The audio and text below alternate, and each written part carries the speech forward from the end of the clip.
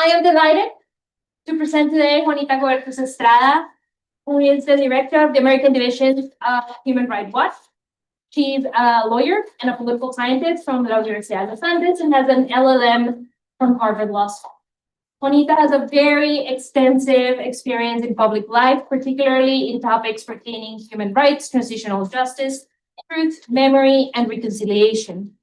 Earlier in her career, she worked in the Colombian NGO Ideas para la Paz, as well as in the Ministry of Defense, where she advanced research and regulation pertaining human rights and international humanitarian law.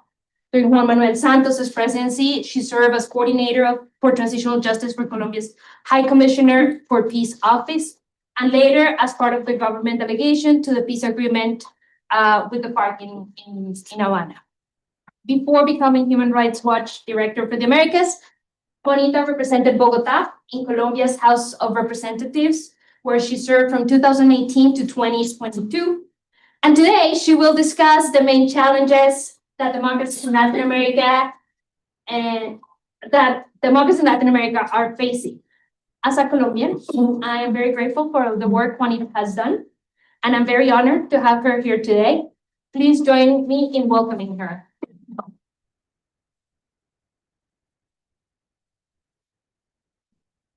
Forgot to mention, if you're watching this online, please, there is a Q&A feature you can use to ask questions. And I would like to thank the Claw Institute for co-sponsoring this. Thank you very much. Thank you. Thank you, Laura. Thank you all for being here. It's really a pleasure.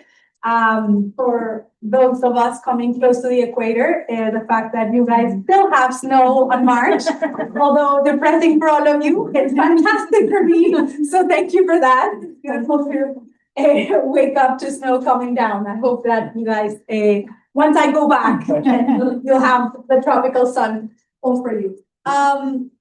So the idea and what I've been asked is that we discuss some of the threats that we're seeing to democracy in Latin America, obviously with an eye to everything that all of you are also experiencing here in the US, and try to see how we can learn lessons from different places throughout the world at the end to see how is that we can better defend democracy and liberal institutions.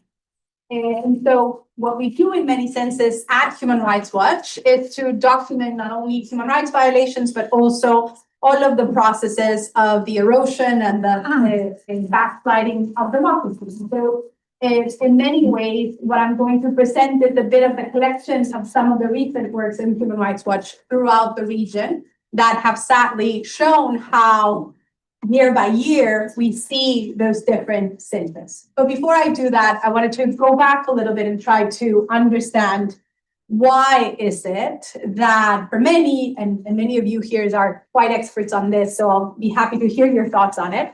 But why is it that, that's good, that's small for me, but it's good size for you guys.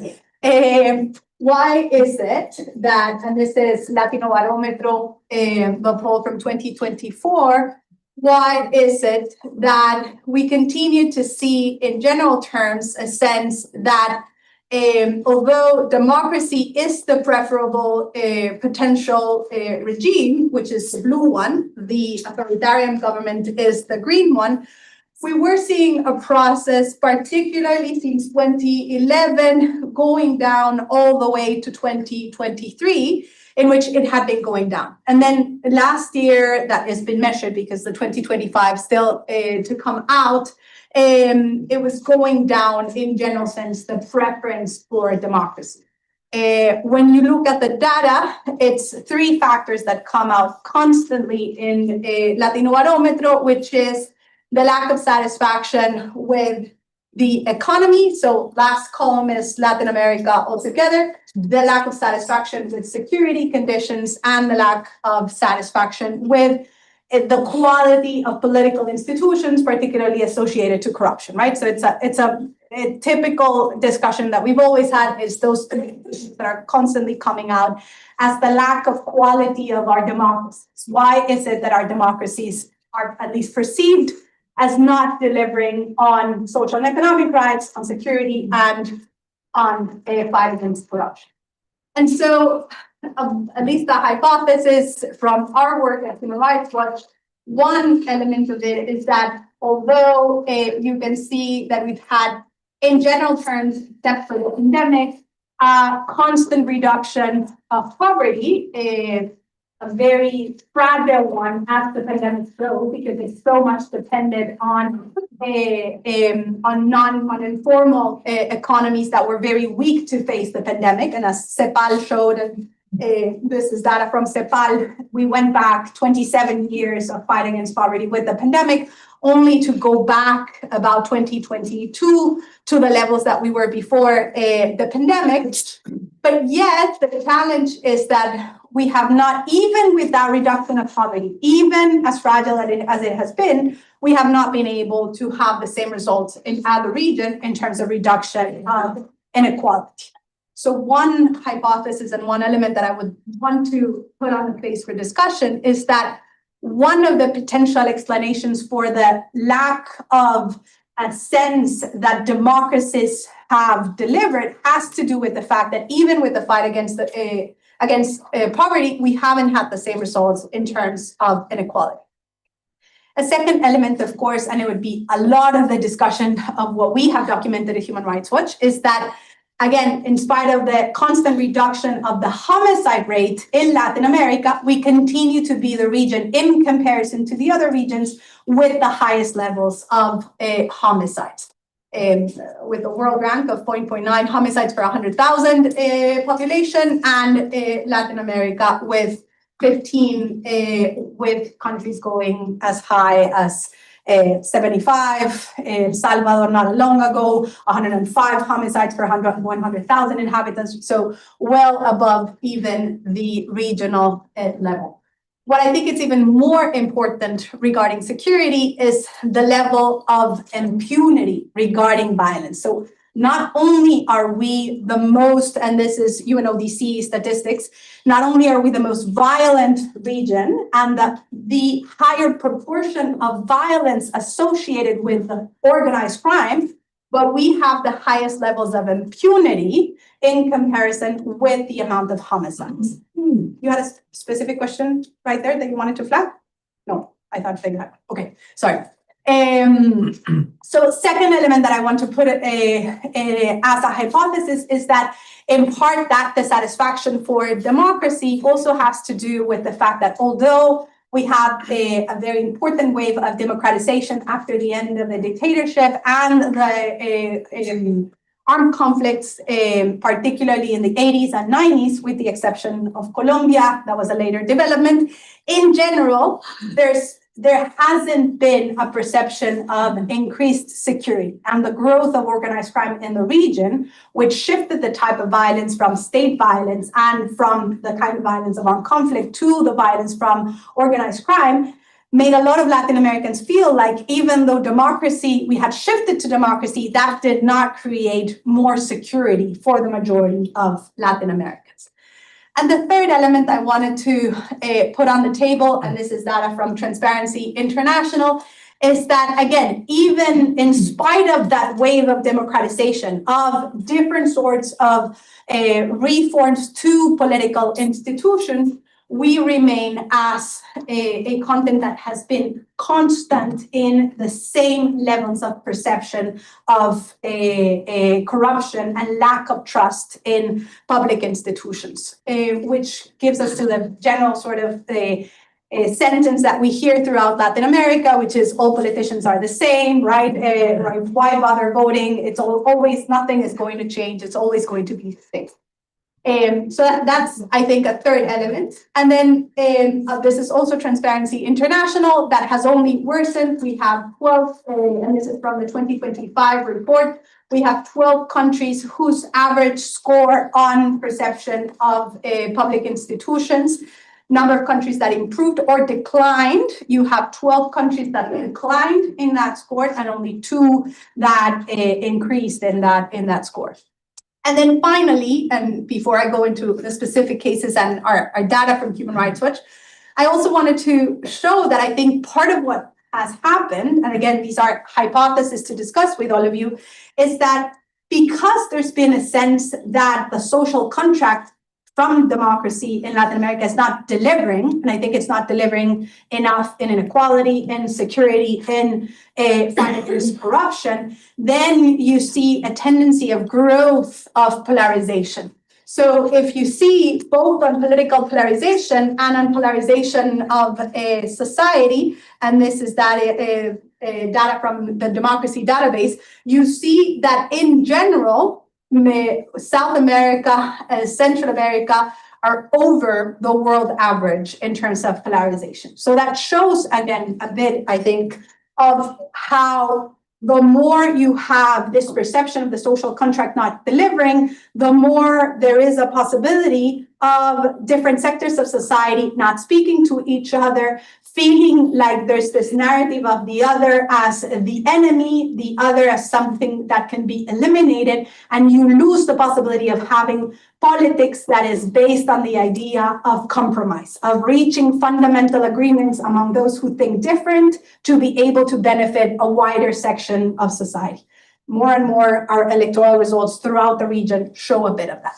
So with that, a bit of introduction, and again, going into your terrain, which I wanted to be able to discuss with all of you, I'll go a bit more in what we've done at Human Rights Watch, which is we concentrate more on documenting the impacts of all of this, right? That was a bit of us trying to see why is it that that's happening. But what we do best, I think, and what I think is our role, particularly as a human rights organization in civil society, is to hold the line in terms of investigating rigorously and putting the evidence on the table to be able to discuss. And so there are several tools that authoritarian leaders use throughout the world. I wanted to explore with you today 3 specific ones that I think speak to some of the coincidence that we've seen now, not only for the past years, I would say for the past 20 years in Latin America, in which we can try to make a bit of a category of some of those tools. So the first one that I wanted to speak about is the attempt of authoritarian leaders to reduce judicial independence.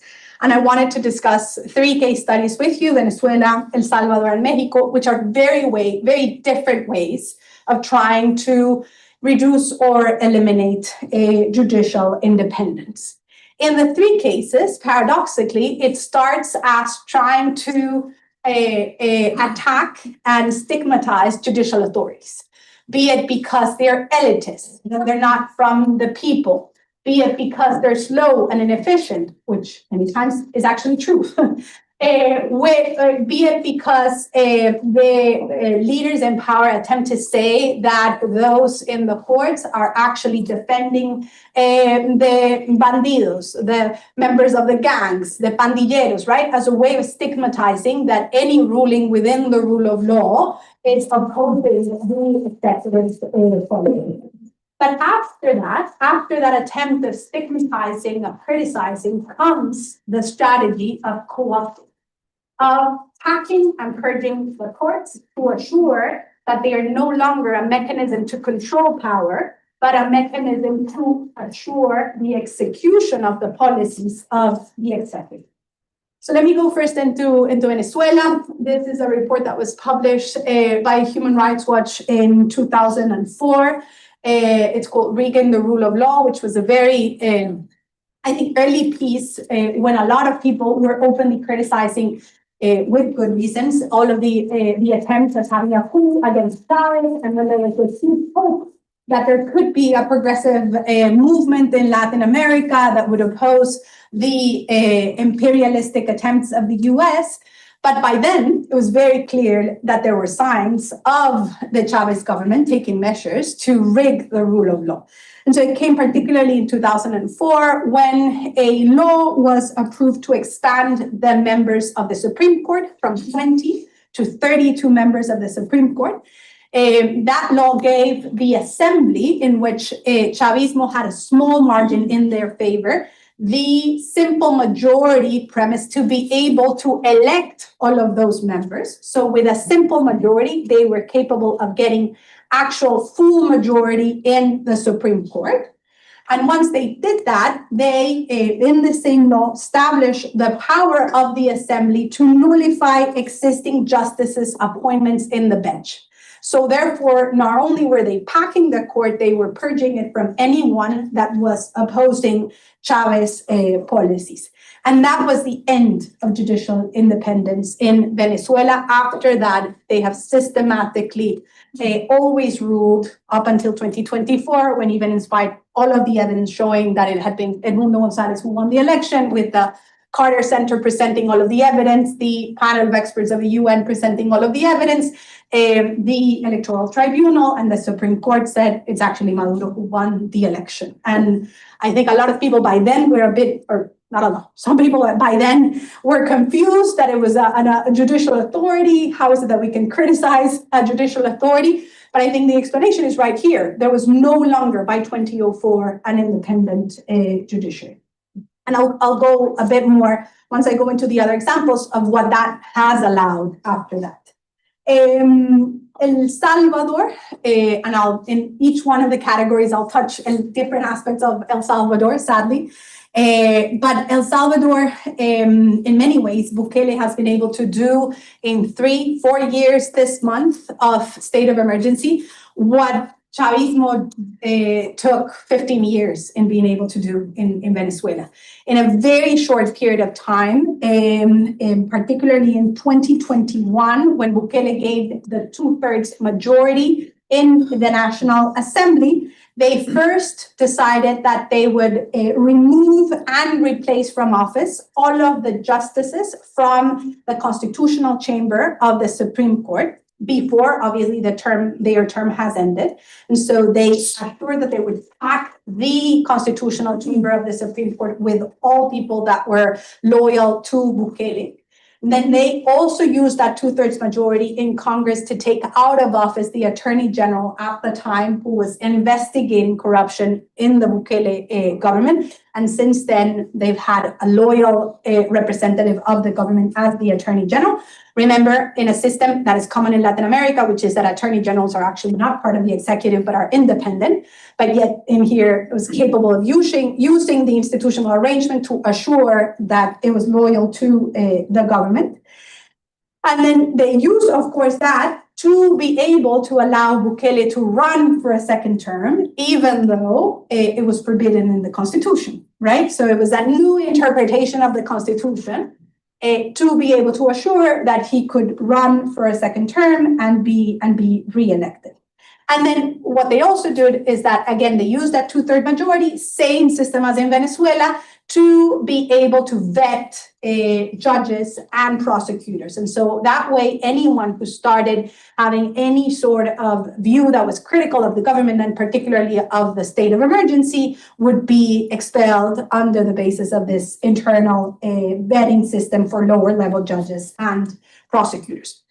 Again, this allowed, the same majority is the one that allowed now for an amendment in Congress to be passed from one day to the other. Or let me backtrack, but a first amendment to be able to amend the Constitution no longer in 2 successive periods that would demand a ratification of any constitutional amendment, so that it would have more democratic debate, but it could just be unratified and approved.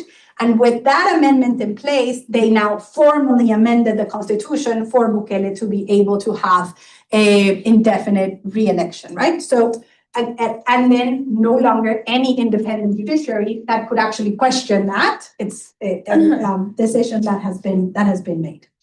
And then let me go into Mexico, which is the more recent one, is the judicial reform that was approved in 2024 to assure that all judges and justices are elected publicly. One would think, well, why is that undemocratic? That seems very democratic. The fact is that the way that the process was drafted by Morena, the governing party, by the end of AMLO and by the start of Sheinbaum, is that the process to establish the candidates in the shortlist was not a democratic process. It wasn't like anyone could run.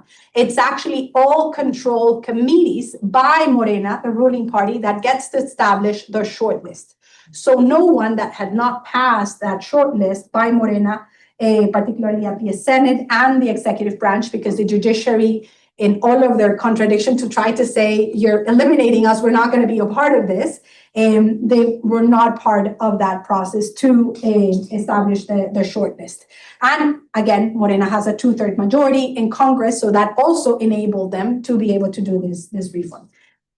When they took it to vote, and we're talking about also voting for justices of the Supreme Court, often people would say, well, in the US, judges are elected, so why is it undemocratic? Again, lots of differences. These are all justices and judges, not only at a local level, so up to the level of the Supreme Court with this shortlisting process. Only 13% of those that could vote actually went out and vote. So a very, very low turnout. And then a very Mexican or Latin American thing, which was called, we say in Colombiano, copialina. In Mexican, it's called an accordion. In English, I think the closest one would be a cheat sheet. Because to be able to vote, you had this huge long list of people that you needed to vote. So those who were elected were actually those in the cheat sheet that was distributed, and it's been proven by Morena. So it was actually a very controlled mechanism to assure majority Morena control of all of the levels of the judiciary. They also created a judicial discipline tribunal, which has broad powers to sanction judges, including on very broad terms, like anything that could discredit the office and institutional. So very, very open terms that could allow for the possibility of taking out anyone that could decide against the government. That hasn't happened yet, but it's there as a mechanism. And it was half of the judges that were elected last year, and half of the judges will be elected in 2027, unless President Sheinbaum decides to pass any sort of reform. So far, we don't have a lot of expectations. So this, in principle, in general, is bad. You're losing judicial independence. But why is it so bad in the process of erosion of democracy? Because it allows you then to decide who can run and who cannot. So think Guatemala, with 4 presidential candidates being overturned to be able to run. And then eventually Bernardo Arevalo was elected out of nowhere because of all of the other previous candidates being inhabilitated to run. It obviously, as I was mentioning with the case of Venezuela, they get to decide who won the elections regardless of evidence. It allows regimes to persecute, of course, opposition leaders, human rights defenders. So what has happened, and we'll go into that in more detail, but what has happened in El Salvador is that you're no longer only using the control of the courts to put in place Bukele's policy against the gangs, but they're using the control of the courts to be able to also persecute human rights defenders with no independent judiciary to be able to control that, right? So once you lose the judiciary as a mechanism, then you can just continue to push the line because there's no one else in capacity of pushing back. And of course, as I was describing, it's typically used to assure that whoever's government can stay in power governing. So pushing term limits in very different ways to assure that they can stay. It happened in Nicaragua, it happened in Venezuela, it's now happening in El Salvador. It happened before in Colombia with Uribe, it happened before with Evo in Bolivia, different attempts of Correa in Ecuador. So we've had different waves. It's not the first time, but it is very typical that if you control the courts, then you can start pushing those different terms. Let me ask you a question. So the 3 cases are cases where it worked and then the judiciary system was dismantled. Do you have in mind any cases where there was an attempt that failed and the institution prevailed and there were some positive effects on the economy and or security and or reduction in corruption? So that's almost like a an optimistic counterfactual. Super. I told Abby this morning that I had good news at the end, or a good news. And she was like, oh, I thought it was all going to be bad news. But actually, your question allows me to put some additional ideas of potential optimism. So I think the main example of a independent judiciary that resisted or has resisted pressure so far is Brazil, which of course has very specific characters. So remember, again, Bolsonaro was very similar in the sense of starting to attack publicly the judicial authorities, right? So they're corrupt. The whole way in which Odebrecht was prosecuted, I think in many senses created a lot of lack of legitimacy for the judiciary in Brazil, right? This idea that it could be used politically, but it could also then fail and not resolve anything. So there was, in general terms, I think that was a process that did not allow the Brazilian judiciary to be perceived as independent and to strength. Yet, in spite of all of those attempts by Bolsonaro, in spite of him in the middle of the pandemic, remember attacking publicly the courts, saying that some of the rulings regarding COVID should not be accepted, should not be obeyed. I think because of previous institutional designs, it's a very independent branch with a judicial career, very strong one, with a process to assure that they allow themselves to be elected. So there's very few executive interventions. They resisted that shock. Here's where the situation is complicated. Remember the attempt of Bolsonaro to not recognize the electoral results.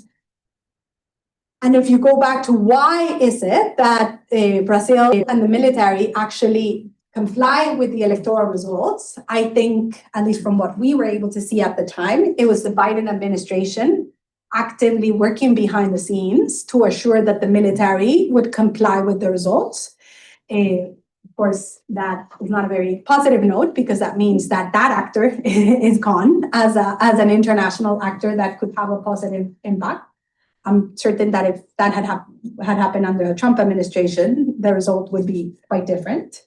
But it is a judiciary that resisted that pressure, and that in spite of that huge political pressure, has now been able to prosecute Bolsonaro.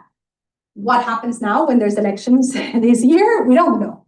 If you look at someone like Tarcísio, who has a lot of opportunities to be elected, who I would say is a bit more center-right than Bolsonaristas, they're still having a discourse of defending judiciary independence and institutions against what Bolsonaristas had said. So that's potentially one example. The other one, maybe more recent and interesting, is Ecuador. As you probably have all seen, Noboa has gone out publicly to attack the Constitutional Court.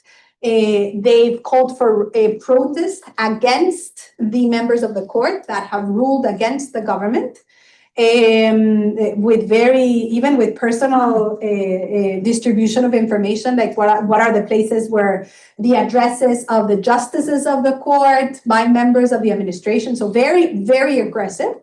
And they were using that public condemnation to call for a referendum that would allow them to eliminate the Constitutional Court, or at least some of the powers of the Constitutional Court.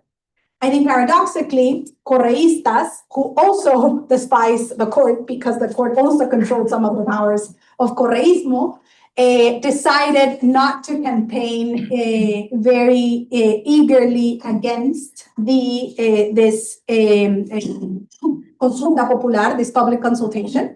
And against all odds, people rejected the public consultation, which I thought was never going to happen because it's very easy to criticize justices, again, because we do have ineffective judicial systems. So it'd be very easy for being able to rally. And it might be a very Ecuadorian thing because it ended up having both sides of the political divide and polarization, both of them against the court, and people went out and defended the court.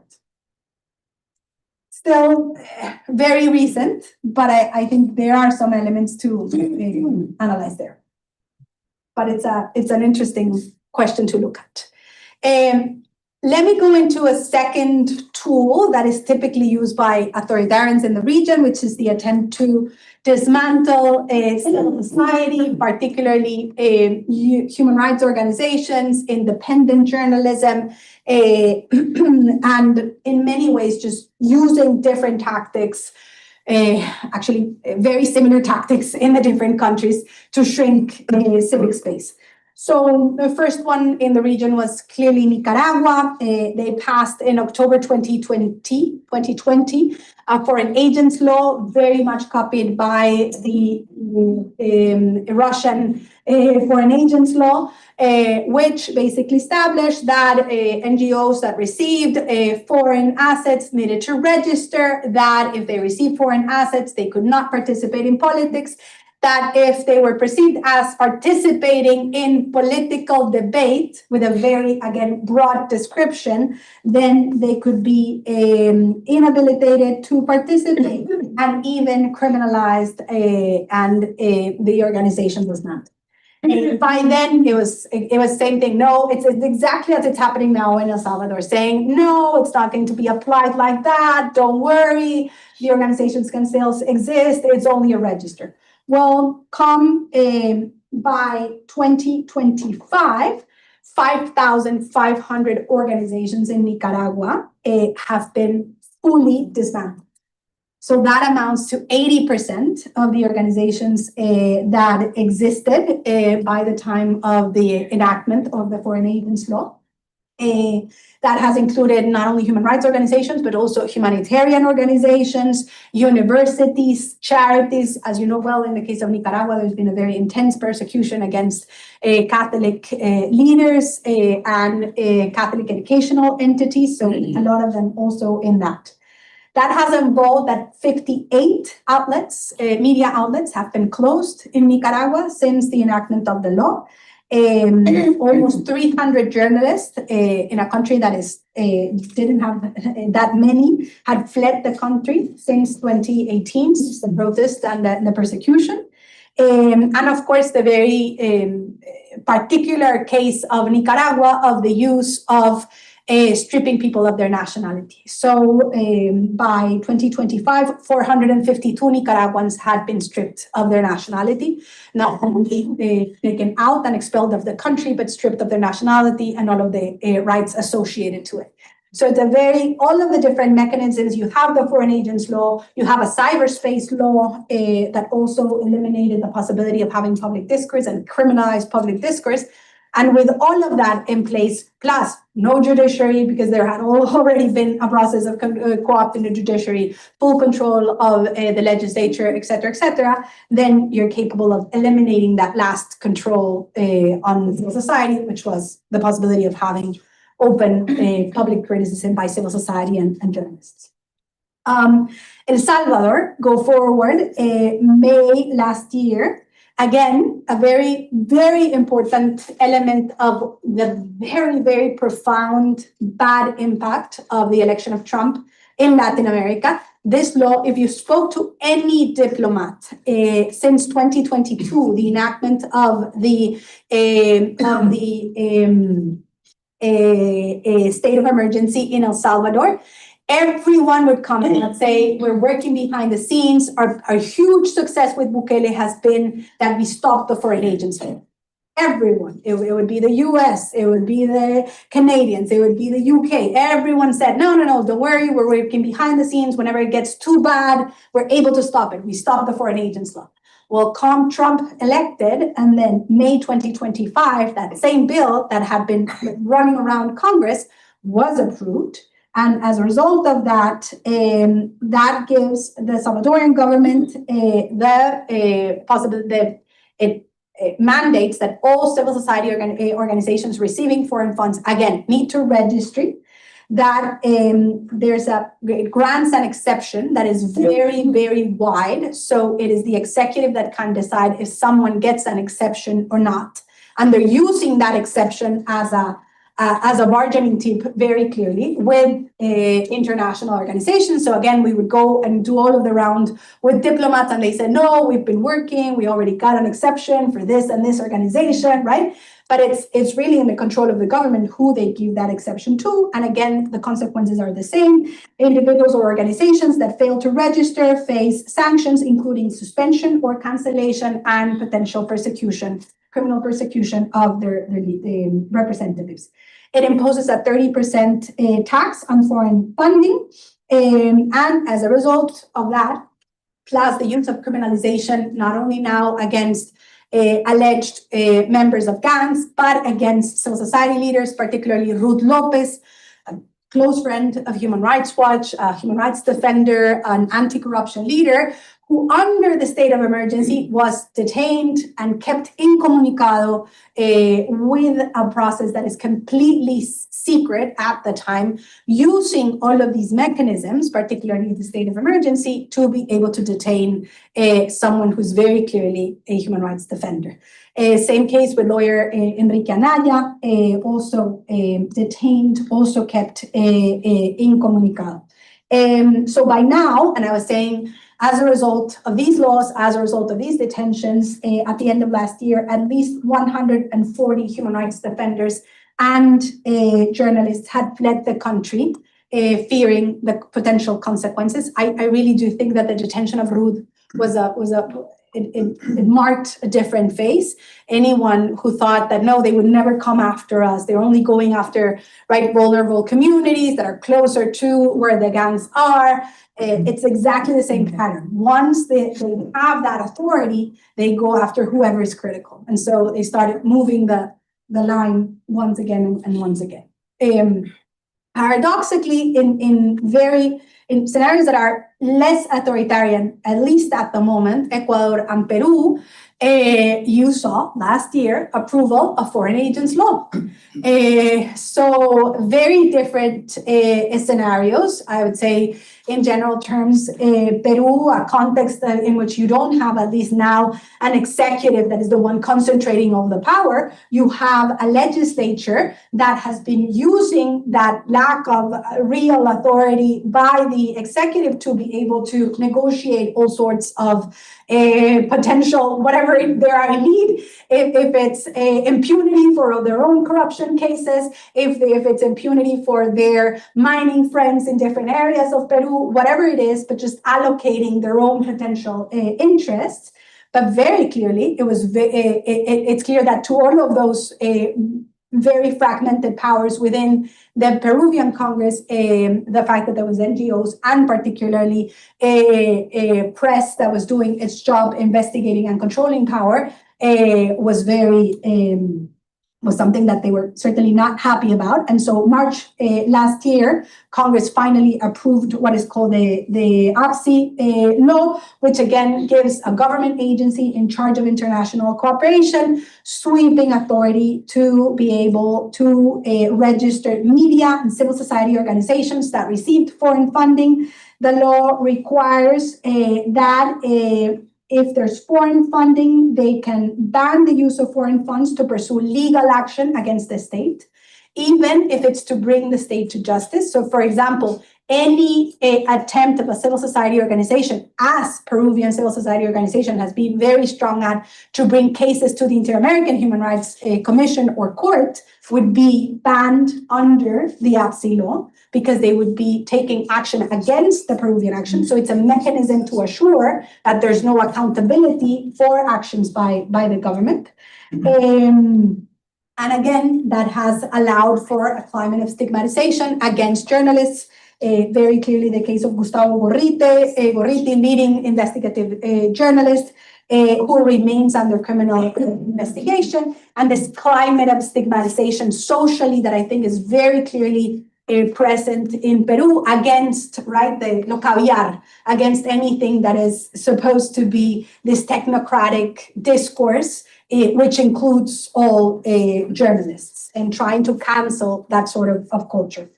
And then Ecuador, it was passed again last year. It allows to suspend organizations that commit grave infractions, such as unauthorized activities.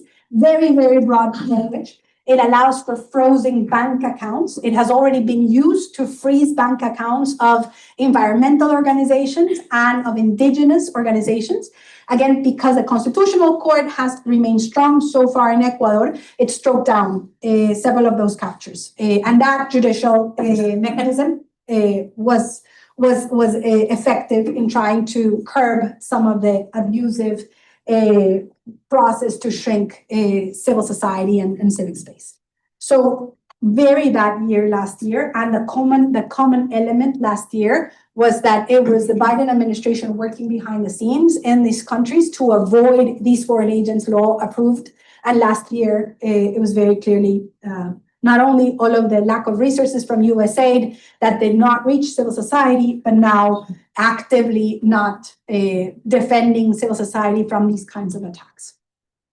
And then the third element that I wanted to discuss, which I think is the one most related to the first elements that I described at the beginning, which is the way, and this is not new, this is certainly not new, is the idea of suspending, to be able to deliver X element of democracy, particularly in this case, to be able to deliver security, we need to suspend rights, right? And that was the promise historically of all of the dictatorships, in many senses, of the Southern Corn. I think that in many senses, it's also the promise to a certain degree of the Cuban regime of saying, if we want to assure that there's no poverty, that everyone is educated, then we need to restrict rights. It was to many senses the same promise of the Venezuelan regime at the beginning. And in Latin America, at the moment, it's security, the one being used to justify the restriction and suspension of rights.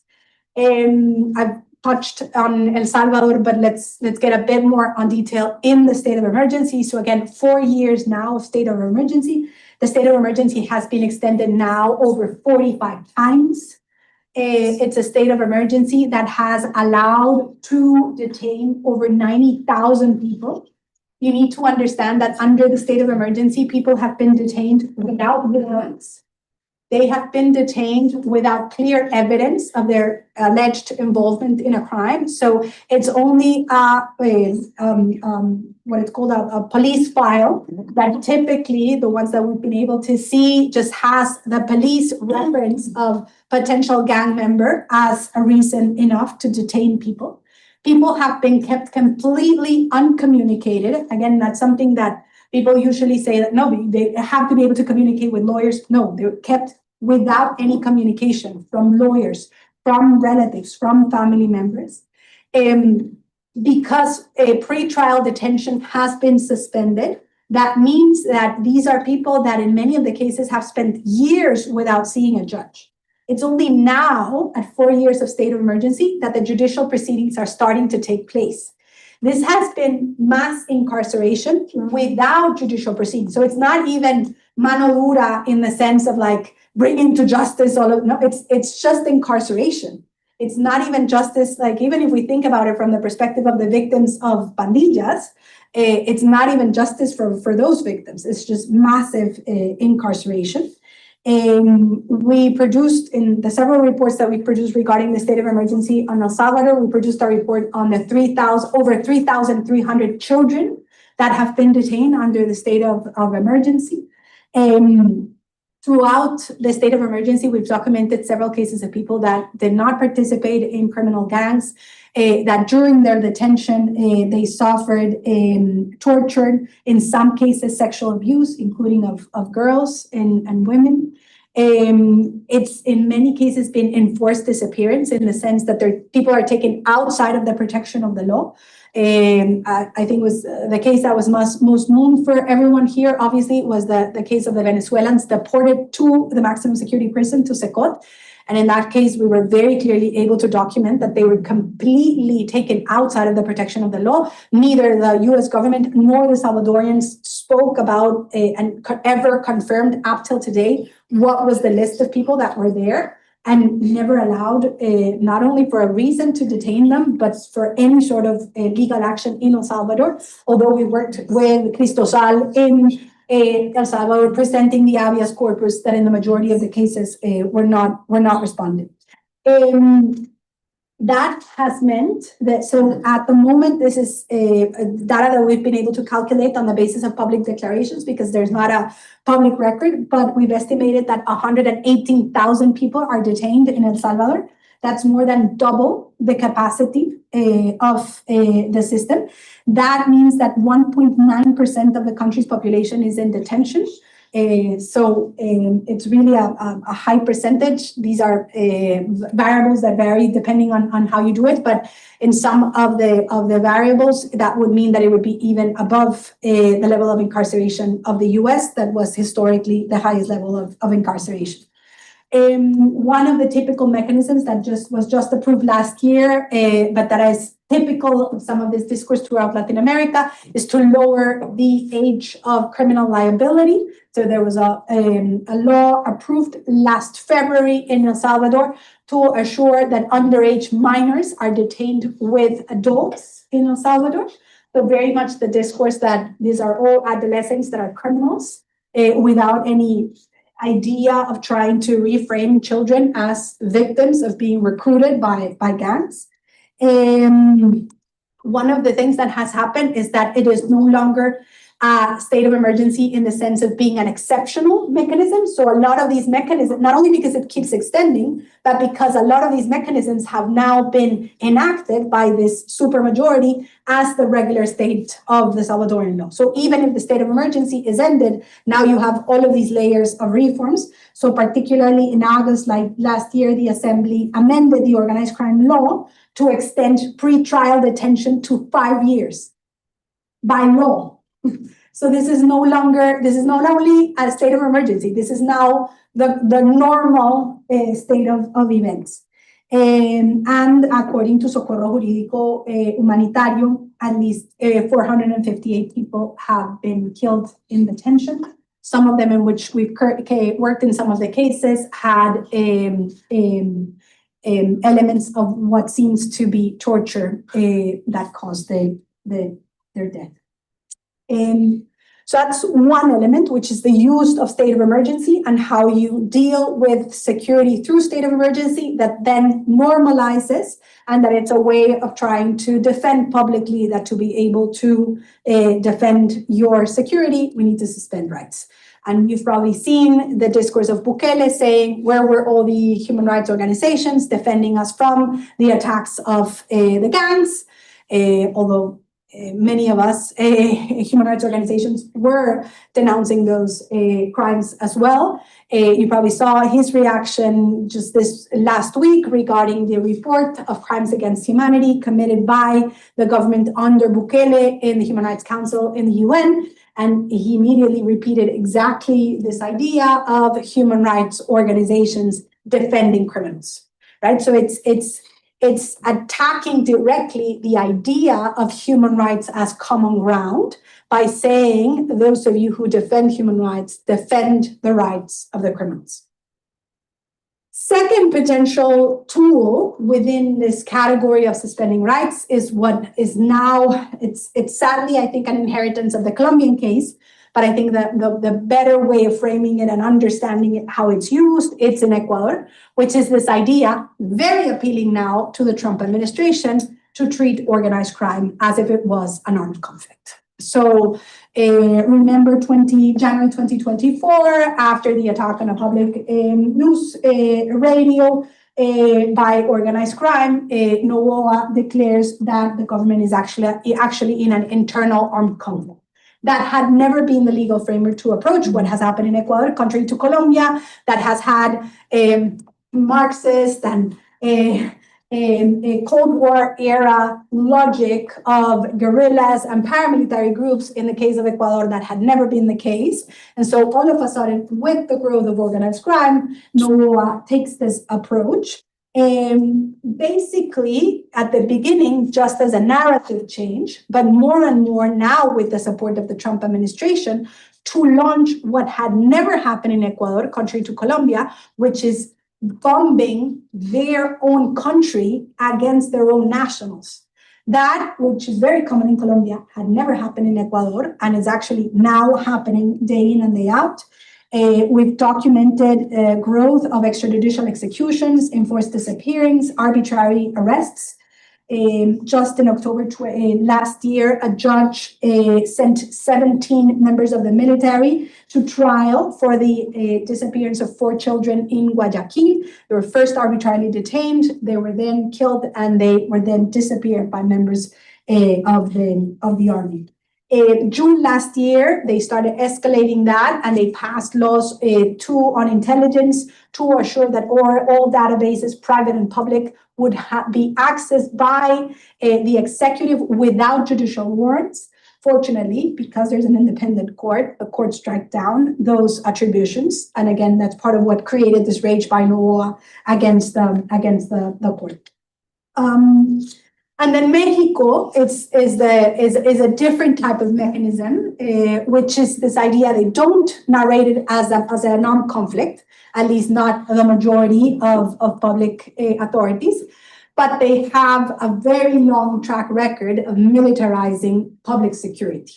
And that which started being in principle an exemption, and it would always be an amendment in law to say for temporary reasons we would need to deploy the military, it ended up being an amendment in November 2024 and July 2025 to transfer definitely the National Guard to the control of the army and to have it control public security tasks.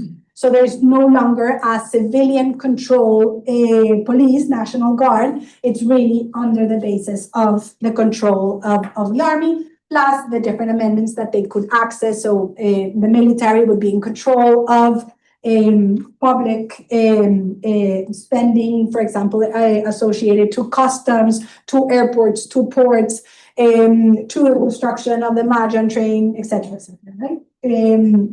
In November 2024, the Mexican Congress passed a law to expand the types of crimes that are included as automatic pretrial detention. So it's the idea that if you are investigated for committed a certain crime, it doesn't matter if you are trying to flee or you don't have to evaluate any other aspect. It's just automatic pretrial detention, which is, of course, against what the Inter-American Human Rights Court had ruled on, and yet Mexico made part of its constitution. And more recently, last year in July, they created, again, very similar to the Ecuadorian, mandatory identity cell phone registries that are of access by the Public Security Secretariat with no judicial warrant and to strike it down because it's a Morena court. So now all of the private and public databases, particularly on cell phones, need to give all of that information to the Public Security Secretariat without judicial warrants, with obviously very serious concerns for management of that information, access to data, privacy, et cetera, et cetera. So three very different models. There's an armed conflict, treated as a state of emergency or treated as deploying the military for public security, but at the end, the message is the same, is that to be able to assure security, we need to suspend different rights. So very briefly, what actions can we take? First and foremost, democracies need to deliver, which is what we were saying at the beginning. If we don't have democratic examples delivering, it's very difficult to persuade people that this is reasonable.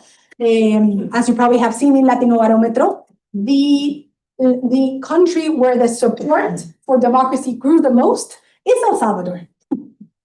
So, in paradox, we're in spite of the fact of institutions being weakened, people feel, in majority, at least so far, that democracy is delivering, which is of huge concern for all of us, very concerned with the defense of democratic institutions. So that is why, for example, it's so important that what is happening in Guatemala with the reform of the judicial institutions so that they're no longer co-opted by a corrupt pact actually works, and that President Bernardo Arevalo can deliver.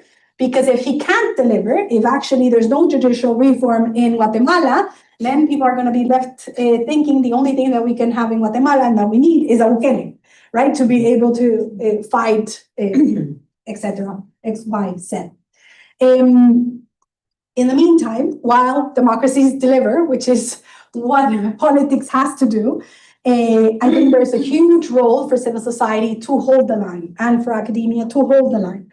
And I think that has to do with investigating, exposing, denouncing, putting these elements on the table. It has to do working in network with different NGOs, international, local, regional, in alliance between academia and civil society.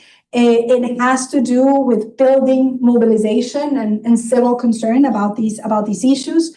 I think it has to do with strategic litigation, wherever there's still courts where we can use litigation as a way of putting limits, including international justice, but also local. It has to do with international financial institutions, which sadly are one of the last leverages that we have.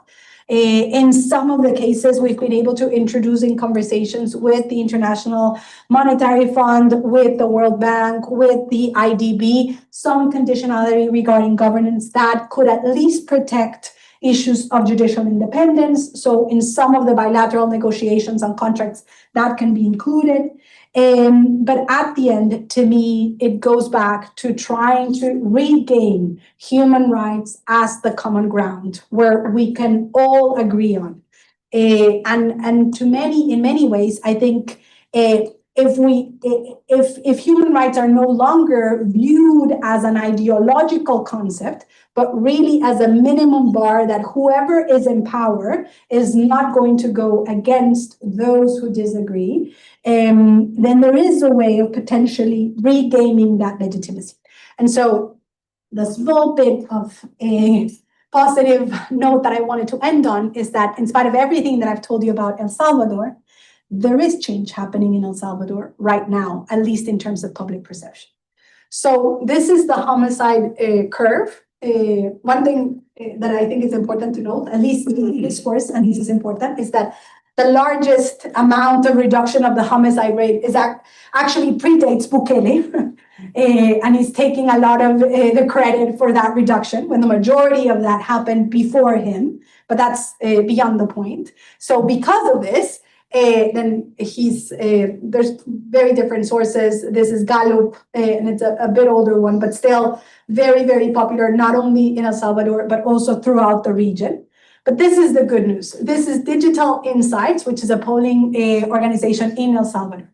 And in 2022, only 18% of people were very concerned about human rights violations during the state of emergency. By 2024, that grew to almost 47%. We still don't have the 2025.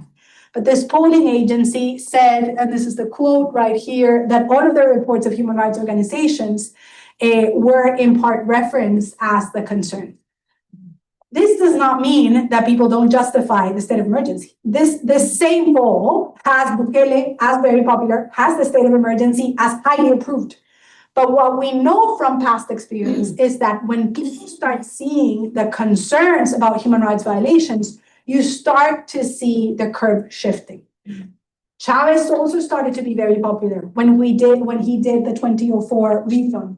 Ortega also started as very popular. And yet time came, and when more and more of this was visible, when more and more in the civil society organizations and independent journalists and academia were putting these on the table, more and more civil society was aware and narrative started shifting. And I think that that's one of the first steps to create the sort of change that could allow for potential transitions to democracy. So it's a small bit of hope in a very difficult scenario. I'd love to discuss all of this with you. I'm sure that you have so many experience and knowledge on all of these country experiences. I really do think that we fought in Latin America for democracy before, and we've succeeded. And we're now facing a new wave of very authoritarian regimes. And we need to remind ourselves that democracy has won before, and that it's about keeping that fight to defend it once again.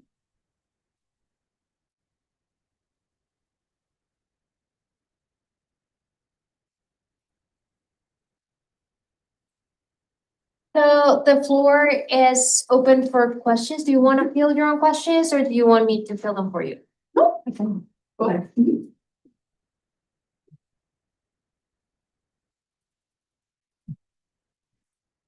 Alejandra.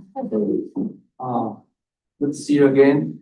I have a question because you were saying that democracies need to deliver, but I always think it's a very challenging or difficult outcome to achieve in a short period of time. So my question is, what do you think is the role that memory plays in fighting back anti-democratic efforts? Because I think that's something that has helped in Brazil. What you were mentioning in the case of Brazil is that these civil societal issues have been pushing so hard to try to make people to be aware of the past dictatorship and the dangers of living under a dictatorship. So I think that these last two films that were super successful about the memory, reconciliations of society after the dictatorship are important for people to be aware of. Okay, we want to have like a quick solutions, but if we go back to those times, it could be worse. So I don't know from your perspective, what do you think like is the role that memory plays and how NGOs can strengthen these awareness mechanisms within societies? Such a tough question. I think we have good examples of when memory can create a common narrative that could allow to create the kind of positive dividend that you're speaking about. But we, of course, also have examples on when memory continues to divide and polarize society, right? And it doesn't bring people together. Part of it, I think, is when you have a narrative that focuses on the villains and the victims only. I think that when memory also deals with the more complex situations of others, I think it could potentially create a more inclusive narrative in which others could also be reflected. In the case of my own country, Colombia, part of at least the promise of the peace agreement was that because there has been violence committed by state agents, by guerrillas, by paramilitaries, the whole idea of reconciliation of at least of tolerance as a key element of living in democracy without violence was that we could create the narrative in which we could see all of the different violence, recognize all of the different victims, and not justify any of the victimizations. But that has proved very difficult in Colombia, and it continues to still be a huge, huge divide. So in principle, I agree. I think you certainly need to be able to do these memory efforts to remind people of what could happen if these sort of authoritarian regimes repeat itself. But I think we also need to be cautious that when it's done in a logic of revenge, let's say, of those who won against those who lost, it flips back. It flips back, I think. So, well, thank you. That's a great presentation. And also thank you for your work in the Colombian Congress. Like I follow that. I'm also Colombian. So with in your presentation, you spoke about the state, you spoke about NGOs, the civil society.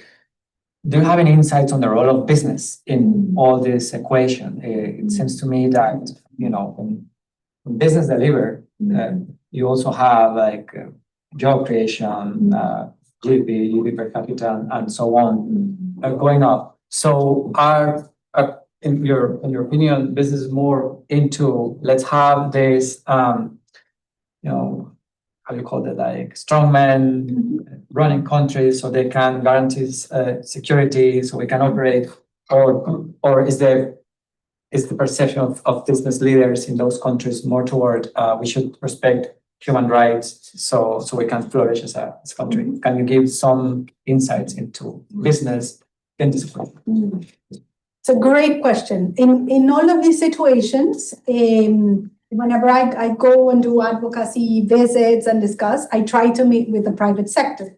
And my intuition when I started 3 years ago at Human Rights Watch was that businesses could be a great ally, and that potentially they could, because of their level of influence, because of their access to power, they could potentially help in some ways. And I have to say, it's been a frustrating path, because in all of the different countries I've visited, the reality is that, at least so far, I hope that there's good examples that I'm not seeing. Businesses adapt to the institutional framework, whatever it is. And because their main goal is to assure that they can continue to profit, which is a legitimate objective, of course. I think there's a short-term thinking that they need to work with whomever is in power. And so they've adapted in Venezuela all the way. I don't know if you noticed, but the lead of Polar, the main beer, was sitting in the table with the representatives of the U.S. Treasury that visited. So they're highly involved in the highest levels of the conversation, both with the regime when Maduro was there, and certainly now with the intervention from the U.S. In a case like Guatemala, they've been, maybe that's a good example of something that could be different. In the case of Guatemala, it's been a very traditional monopoly of a very small private sector that controls basically all of the economy, and that has been completely entangled with the corrupt elite of the government. There's been a resistance of small businesses. They're called CNE, and is a new guild of smaller enterprises in Guatemala that are trying to resist the monopolistic logic and corrupt logic of the historic private sector in Guatemala. Still very unsuccessful, but at the beginning of the Bernardo Arevalo administration, they were able to pass the competitiveness, the law on competitividad, on competitive, non-monopolistic practices would be the equivalent, I think, in English. And it was a long overdue law that Guatemala was trying to push forward. Again, I think it goes back to trying to remind the private sector that they can continue to collaborate, that at the end, at some point, they'll suffer the consequences. So there's almost zero private sector left in Nicaragua by now, right? So there has to be some way of reminding them of the longer game if they don't decide to root in favor of democracy from the beginning. But it's been a frustrating path so far. Thank you very much for your presentation. I'm also a lawyer, so I couldn't help listening a lot of law changes and reforms. And that got me thinking about our constitutions. I'm from Honduras, from Central America, so I know for a fact that our constitutions, most of them were designed in the late 80s or beginning of the 80s to avoid the dictatorships. And there was this logic framework of dictatorships being connected to military juntas and military forces. But I'm not sure if our constitutions are designed to sustain this illiberal and democratic regimes that come into play or into the game through liberal and democratic means. So I was just wondering, how can we think about our current constitutional regimes facing this new type of constraints towards democracy? Yeah, it's a great question. So I do think I've heard the argument that I think it's similar to what you're trying to make in terms of whether our constitutions were designed for that. But my immediate counter argument is that these are leaders that are reforming the constitutions. So it's not like they were completely comfortable with that. It's not like they were elected under those constitutions, but once in place, they are amending the constitutions, right? So I think that the constitutions had safeguards that very clearly were obstacles for them, and yet they are capable of reforming. It comes to a point, as you saw throughout those long list of laws and constitutional amendments, in the majority of the cases, if not all of them, it goes through a full control of the assemblies and the legislative powers. So I think part of it is, did we do a good job in terms of the institutional design of the legislatures? So for example, with all of its complications, but Argentina with its complex mechanism of how the legislative power gets turned in different periods of time. So it's not winner takes all, but it's some sort of mechanism that allows you to assure that it's very difficult to have a supermajority in Congress, I would say, if I'm trying to pinpoint to the origin, because the majority of these amendments to the Constitution had some origin in having a popular majority in the legislature. That would be one. This is complicated because it also can create a lot of problems for the courts. But there needs to be some way of assuring that the courts have some sort of way of responding against anti-democratic constitutional reforms. So this is the whole idea of the possibility of having control of constitutional amendments that are contrary to the essence of the Constitution or to some values.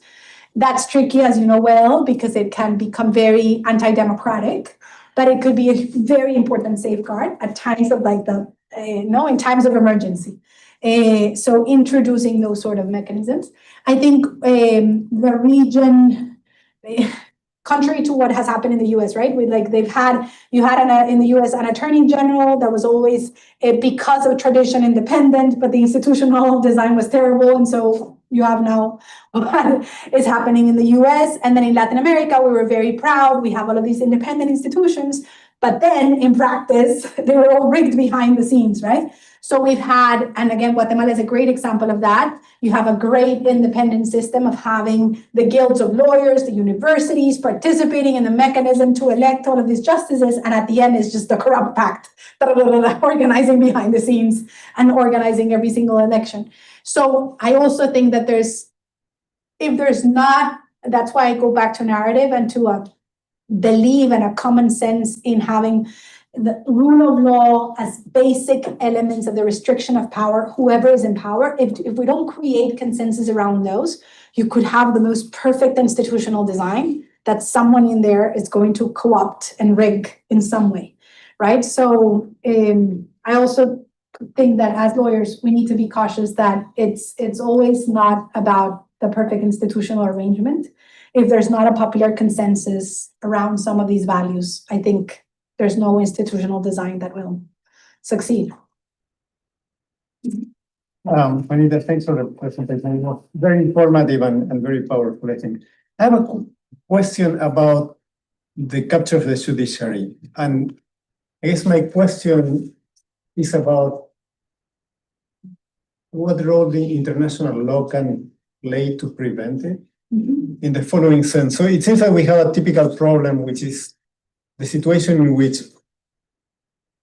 some of these governments capture the judiciary, right? If they go into full authoritarianism, say Nicaragua or Venezuela now, I could imagine eventually you have a transition to democracy, you have transitional justice, you reshuffle the judiciary because it's a natural thing to do. But you have this other kind of situation, kind of the Polish situation, right? In which they capture the judiciary, then they lose the election, and then the new government comes in and you have to deal with this captured judiciary. And so if you purge it, then you are the same thing. And so you are accused of being undemocratic. If you accept the judiciary as it is, then you have this veto player, which is illiberal by definition. And so it seems that in that kind of situation, the governments are trapped, the democratic governments. And my question is whether, in your experience, there may be some mechanism of international law to address, to prevent that from happening. Because what we have now, says the Inter-American Court coming back and saying 20 years later, oh yeah, it was a bad idea to oust the justices of the Supreme Court, that by then there is nothing you can do. A great question. A part of it is that in Latin America, with the democratic charter, is actually the only region that has some international standard regarding democracy and judicial independence. If you look at the other regions, you really actually don't have. So one element is that in practice, we actually have some international law that speaks about separation of powers and judicial independence, right? That certainly has not been enough, which is the problem of also judicial ineffectiveness with everything that the Inter-American human rights system has done, I think successfully, but also with all of the crises that it has faced because of the huge lack of time in many of these cases, and also the way in which the Inter-American human rights system is being attacked from within by some of these authoritarian governments trying to stop the work of the Inter-American human rights system. I follow your argument and I agree with it. I do think again that Guatemala is a good example because a lot of people were trying to have Bernardo Arevalo just oust the attorney general, right? And his response was exactly what you're saying. I cannot be the same illiberal that I'm supposed to be fighting. I need to work with the rules of the game. And so let's go through the process, wait. So it took 2 years, wait, do now this process and see how it turns out. I think, at least so far, the Supreme Court and the Constitutional Court are far from perfect, the new confirmation, but are better than they were. So I think that approach of progressive change is potentially a good one. Obviously, it depends on what will happen with the electoral tribunal, and it depends what will happen with the prosecutor. If those remain co-opted, then it won't be successful. But if they remain as these other two, as increases, I think it goes back to this idea that I'm fully supportive of, which is that progressive change that is sometimes lower is in many cases more stable and sustainable. So it's not ousting all of the judges at the same time. It's not like controlling all of it, but it's creating a progressive mechanism to start making shifts that are not controlled by the executive, that have independent mechanisms. So I do think that even in our transition, there is a way, without necessarily thinking about transitional justice even, but about thinking of a judicial reform that would allow you to progressively start reshifting judicial composition. So let's talk about Venezuela. Everyone is thinking, is there an opening for a transition, right? So first thing on the list, to be able to do anything, now the amnesty law, anything that is going to be implemented, you need some sort of reform to the judiciary. It's impossible to take everyone out. So having a mechanism to, for example, have some sort of alliance of universities to do some sort of evaluation of judges, to be able to start incorporating new ones without the control of the executive. Again, all very complicated mechanisms. But I think that progressively could start building up to a more independent judiciary than thinking that you can just oust it and start from zero. But sure. Yeah, you mentioned, thank you very much for all your insights. You mentioned the popular consensus around values. What is the role values play today in the strengthening of democracies in the region? Where are democracies based upon values that are being able also to deliver economic results, security, safeguards, and no corruption? What is the relationship between those values that need popular consent and the ability of the system to deliver? Yeah. I think it goes back to trying to regain the legitimacy for me of human rights as that basic consensus. And I think part of it has been that in some ideological way, we've tried to put too many things in that basket. Yeah, and that's a policy discussion, and that's completely legitimate in democracy. We can disagree on what is the best economic policy for a better poverty reduction or better inequality reduction. That is not a human right discussion. It shouldn't be, from my perspective, because if it is, then it's no longer a common ground. I have my own idea of what is best, and I certainly vote on the basis of that idea. But the basic idea that we should have basic checks and balances on whoever is in power and basic rules of the kinds of things that those in power cannot do is something that if we regain on the basis of everyone remembering that at some point they will not be in power, which is the most important element. If someone thinks that they will be in power forever, ever, then this is just impossible to persuade. But if anyone thinks that at some point, and if they read history, they know that even those who have been in power forever eventually cease to be in power, then there should be a minimum consensus of the kinds of elements that those who will be in power after you cannot do to you. I think it's about going back to that minimum consensus. It was obviously a consensus that happened after very terrible wars. So sadly, I think because we're now facing this new moment of horrific wars, it might come after that a time in which we're all reminded why it was that we reached those consensus, and maybe go back to those and say, it was good to have at least those minimum things that we would agree on, without trying to fill them in with all of the other political debates that are legitimate political debates, but that should be debated on the political arena and on the basis of whoever wins, but not on the basis of those basic, I think, human rights agreements. Yeah, but one minute. Thank you, Juanita, so much for your talk and for being here in this weather. I had two questions, and perhaps you already started answering the second one. But the first one is, of course, you mentioned a couple of times how Biden has been, or the administration of Joe Biden has been working in the back to prevent some of these foreign agents law. And now we have a new president in this country that just, on the 3rd of January, just to mention an example, decided to take out Maduro, bring him to the US, and perhaps not take down an authoritarian regime, but perhaps leave a more docile leader of that authoritarian regime. And I wonder what that means for that ecosystem you were showing there. Because I do believe this is an ecosystem of political regimes. And what has happened here is to say, is not taking down the regime, it's perhaps someone that is ideologically easier to understand than an older man. Just leave a woman there who does the dirty job. So how is that changing? And the second one was about transitional justice, as you were saying before.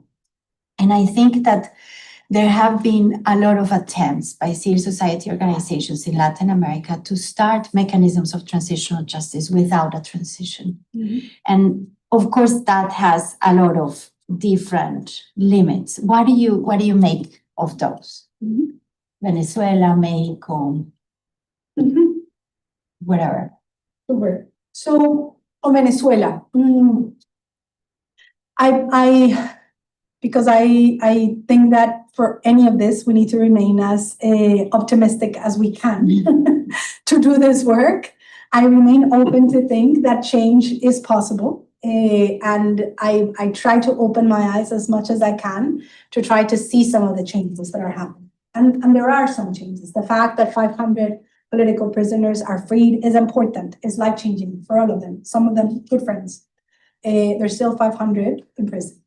The fact that there's an amnesty law that for a decade, civil society organizations had not been included in a debate in the legislative, and they were called 10 years that they had not been at the assembly, and they were called into the assembly, which was something that they were all stunned at. And yet, the amnesty law, although some of the worst provisions were taken out, has lots of exceptions, particularly to specific time periods that are not covered. Some of the most prominent civil society leaders, like Rocio San Miguel, like Tarazona, Eduardo Torres, are going to be excluded. Just yesterday, Perkins from Vente Venezuela was excluded from the amnesty, now formally, the first one. So it's a very, again, lights and shadows, right? It's a very preliminary and partial amendment. You had the independent journalists going into the presidential palace in Miraflores for the first time in a decade. They were completely excluded from covering anything at Miraflores, and they were allowed to come in. So they're all stunned. This is different from what we're seeing. So I think it is important to recognize that there are some changes. However, the repressive apparatus remains intact. And I don't see, so we have a long list, again, of all of the laws, like we've passed all of these memorandums. If you want to start making change, you need to at least eliminate these laws, the Bolivar law, the anti-organized crime law, like all of these laws that just have the civil society completely clamped down. None of that is happening, and I don't see who is using the leverage for this. Because after the huge show of power of the US, they would be, of course, in a huge position to be able to demand all of this if they wanted. If they were to demand all of this, they could. I don't think it's happening at all behind the scenes, that they're pressuring for that. As far as we know, there's a lot going on in terms of shift of the economy and of oil production. There's a lot happening in migration flights going back to Venezuela with migrants. But there's not necessarily a lot of this happening in terms of serious changes, like, for example, judicial reform, which is something that should be taking place and being discussed. So I think it's a difficult situation because it's the kind of shift of leverages that typically could allow you to produce a transition in what the leverage is not being used for, I think, democratic purposes. So try to remain optimistic, but I'm not too optimistic, I have to say, at the moment. On transitional justice, Josefina, I have come to a conclusion. It's one that I don't think you'll like a lot. Which is that I think Latin America has done too much transitional justice and too little ordinary justice. And I think it's nothing against transitional justice. As you know, I worked a lot on it. I've dedicated a long part of my life to it. I think that it's something that needs to take place. But it's so, this is data that we used to have from Colombia when I was a public official. So it might be a bit old, but it was crazy in terms of the numbers. In 2015, the Office of the Prosecutor of Colombia spent, in terms of the budget of the Office of the Attorney General, spend 10 times more in transitional justice than in the budget of the Office for Organized Crime in Colombia, or the Office of the Prosecutor, 10 times. So if you think about how is it that you assure, first, your democracy delivers in terms of security, and you do it in an effective and rights-respecting way, then I think Latin America should be strengthening its judicial capacity to prosecute those most responsible of organized crime networks and persecuting crimes like money laundering, like corruption networks, like child recruitment, right? So that there is an effective and rights-respecting security policy rather than incarcerating everyone or executing people with drones like Haiti's doing. We did not speak today about drones, but about Haiti, but now after decades of complete absence of the Haitian state, the kind of state that they're having is that they have now drones in the air, killing people, including children, in their fight against gangs, right? So I honestly think, Josefina, that we have a huge debt with the current victims, not the victims of the past, but the current victims. And the toll of not responding to those victims is that democracy is not delivering security and that people are demanding mano dura because they don't see anything else.